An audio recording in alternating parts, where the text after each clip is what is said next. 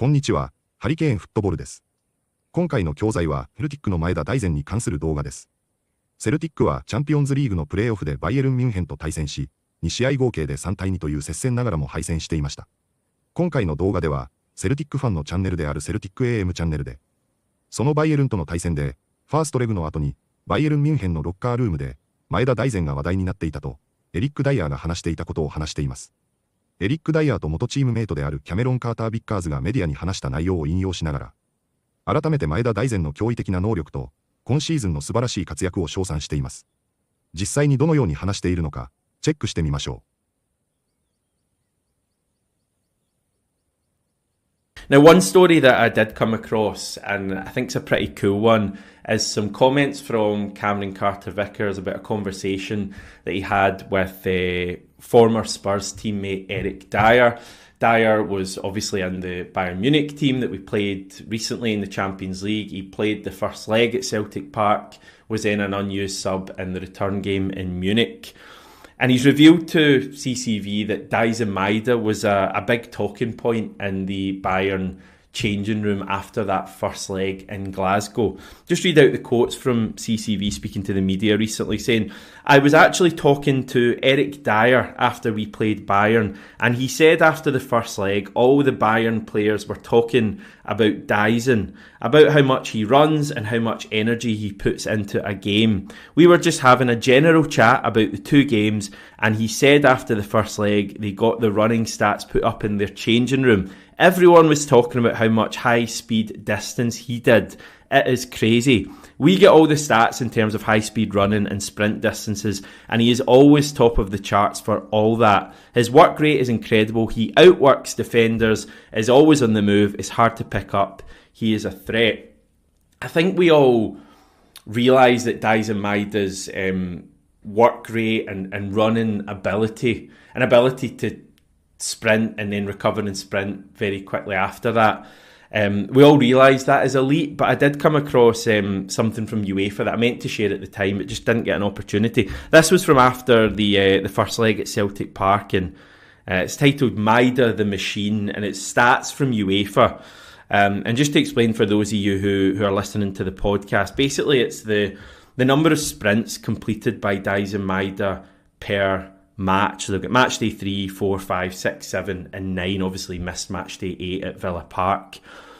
And Maeda is first or second in the whole of the Champions League for all of these match days. Now he's first on match day 4, match day 7 and match day 9, and second on 3, 5 and 6.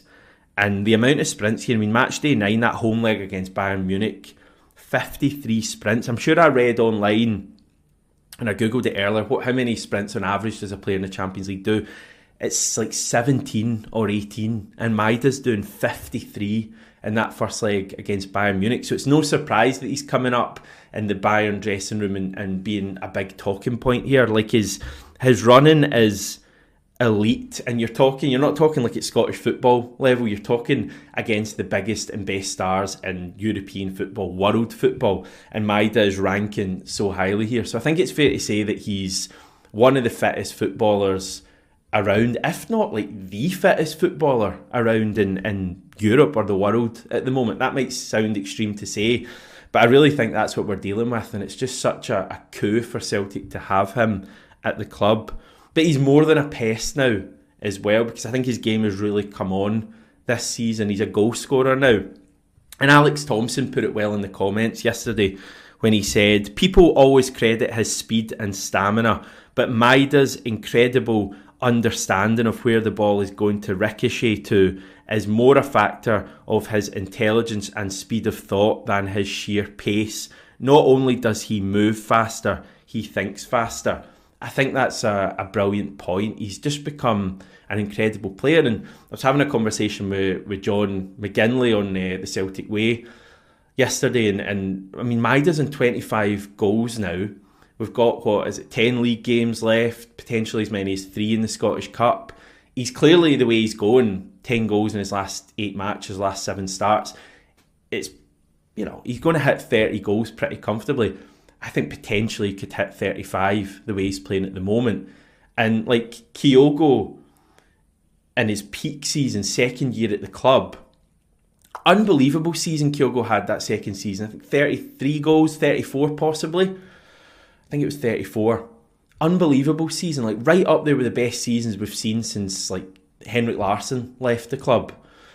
And Maeda could beat that tally this season, and he'll have done the vast majority of it from left wing, and he'll have scored, 4 or 5 goals in the Champions League. Like, we're talking about one of the great modern day seasons from a Celtic attacker, and I don't think that's, overkill to call it that or over the top. Like, we're dealing with an unbelievable season here, and yeah, I'm just already hoping Daisen Maeda's with us next season, because there's got to be any club in Europe would be looking at the season he's having. I mean, Bayern Munich players are talking about it. What a player. I love him. 次は解説です。スコットランドアクセントは相変わらず田舎っぽさを感じる独特なものですが、ゆっくり話していることもあり、発音が独特なところがより強調されるような気もしますね。今回は短い動画であり、難しいボキャブラリーもほとんどありませんでしたので、簡単なボキャブラリーが多いと思いますが、本日の解説をチェックしてみましょう。We all realize that is a leap. リープは飛ぶ、飛び越えるという意味の動詞、名詞ですが、比喩的に大きな進歩、飛躍的な成長という意味でも使われ、特に技術、スキル、業績の急成長を表す際に頻繁に使われる表現です。今回の文脈では、まるで飛躍的な進化のようだという意味で使われています。We all realize that is a leap. We all realize that is a leap, but I did come across something from UEFA. カムアクロスには主に2つの意味があります。1つ目は偶然見つける、出会うという意味で、本や記事、人などを意図せずに発見した場合に使います。2つ目は何々のように見える、印象を与えるという意味で、話し方や態度から相手にどんな印象を与えるかを表します。But I did come across something from UEFA. And it's just such a coup for Celtic to have him at the club. クープはフランス語由来の単語で、もともとは一撃や成功した作戦を意味します。英語ではクーデターの意味でよく使われますが、ビジネスやスポーツでは大成功、大きな成果という意味もあり、特に競争相手を出し抜いて獲得した成功というニュアンスが含まれます。例えば、企業が優秀な人材を採用したり、クラブがスター選手を獲得したりする場合に使います。And it's just such a coup for Celtic to have him at the club. And it's just such a coup for Celtic to have him at the club. But he's more than a pest now as well. ペストは本来、害虫や害獣などの意味を持ちますが、人に対して使うと、迷惑な人、厄介な存在という意味になります。軽い冗談として使われることもありますが、文脈によってはネガティブな意味になることもあるので注意が必要です。今回の文脈では、前田は以前は相手にとって厄介な存在、プレッシングなどで嫌がられる選手だったが、今はそれ以上に成長したという意味で使われています。But he's more than a pest now as well. But he's more than a pest now as well of where the ball is going to ricochet to. リコシェットは跳ね返る、弾む、反射するという意味を持つ単語です。もともと水面での跳ね返りが語源なので、何かが弾みながら進むというニュアンスがあり、サッカーやバスケなどのスポーツ、軍事では銃弾や砲弾について、日常会話では言葉が反響する場合など、様々なシチュエーションで使われます。Of where the ball is going to ricochet to, of where the ball is going to ricochet to, than his sheer pace. シアーは完全な、純粋なという意味を持つ形容詞で、崖や壁などがほぼ垂直で切り立っている場合にも使われます。今回の文脈では、純粋なスピードの問題ではないという意味で使われています。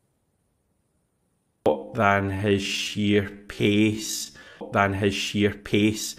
And Maeda could beat that tally this season.